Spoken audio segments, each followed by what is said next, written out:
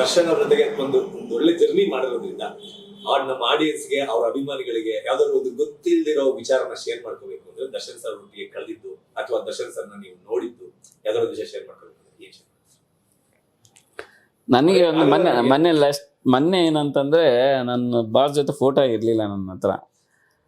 ನಮ್ಮ ಮನೆಗೆ ಹೇಳ್ತಿದ್ರು ಒಂದು ಫೋಟೋ ಇಲ್ಲ ನಿನಗೆ ಹಂಗೆ ಹಿಂಗೆ ಅಂತ.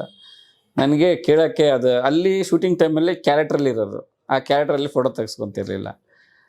ಇಲ್ಲಿ ಮೊನ್ನೆ ಸೆಲೆಬ್ರಿಟಿ ಶೋ ಆದಮೇಲೆ ಕೇಳಿದೆ, ಬಾಸ್ ಒಂದೇ ಒಂದು ಫೋಟೋ ಅಂದೆ. ನಾನು ಯಾಕೆ ಕೊಡಬೇಕು ನಿನಗೆ 5 ಫೋಟೋ ಯಾಕೆ ತಗೋತೀನಿ? ಬಸ್ ಒಂದು ಫೋಟೋ ಇಲ್ಲ ಅಂತ. ನಾನು ಕೊಡಲ್ಲ ಹೋಗು ಅಂತಂತಂದರು. ನಾನು ಅದು ತಮಾಷೆ ಮಾಡ್ತಾರೆ ಅಂತ ನನಗೆ ಗೊತ್ತು. ಮಾಡ್ತಿದ್ರು, ಒಂದು ಬಾಸ್ ಇನ್ನೊಂದು ಕತೆ ಕೇಳಿ ಆಮೇಲೆ ಕೊಡಿ ಅಂತಂದರೆ ಹೌದು ಇನ್ನೊಂದು ಒಳ್ಳೆ ಕತೆ ಕೊಡು, ಎಷ್ಟಾದ್ರೂ ಫೋಟೋ ತಗೊಂಡ್ರು. ನಮ್ಮ ಜೀವನದಲ್ಲಿ ಮರೆಯೋಕ್ಕಾಗತ್ತೆ ಅದು. ಅವ್ರಿಗೆ ಕೇಳೋದಂದ್ರೆ ಏನು ನೋಡಿ, ಅವ್ರಿಗೇನು ಯೋಚನೆ ಮಾಡಲ್ಲ.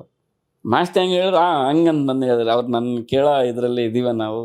ಅವ್ರು ಕೇಳಿದ್ರೆ ನಾವು ತಲೆ ಮೇಲೆ ಹೊತ್ಕೊಂಡು ಮಾಡ್ತೀವಿ ನೋಡಿ. ಆ ಒಂದು ಸಿಂಪಲ್ ಇದೆಲ್ಲ, ಆ ಯೋಚನೆ ಏನೋ ಒಂದು ಕ್ಯಾಲ್ಕುಲೇಷನ್ ಇಲ್ಲ.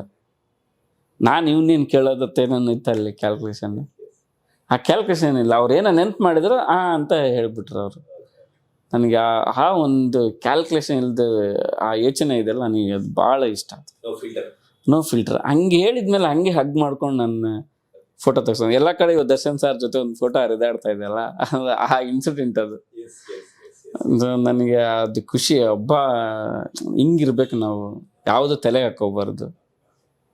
ಅದಾದ್ಮೇಲೆ ಮತ್ತೆ ಸ್ಟೇಜ್ ಬಂದು ಹೇಳಿದ್ರಲ್ಲ, ನಮ್ಮ ಡೈರೆಕ್ಟ್ರು, ನಮ್ಮ ಕತೆಗಾರ, ನಮ್ಮ ಸಂಭಾಷಣೆ ಇವರಲ್ಲಿ ನಾವು ಮಾಡಿದ್ದೀವಿ. ಅದೆಲ್ಲ ದೊಡ್ಡತನ ಸರ್. ಅದೆಲ್ಲ ನಾವು ಅಷ್ಟು ಜೀವ್ಸೋಕ್ಕೆ ಆಗಲ್ಲ, ತಲೆಗೆ ಎತ್ತು ಬಿಡುತ್ತೆ. ಬಟ್ ಅದು ಯಾವುದೂ ಇಲ್ಲ ಅವ್ರಿಗೆ.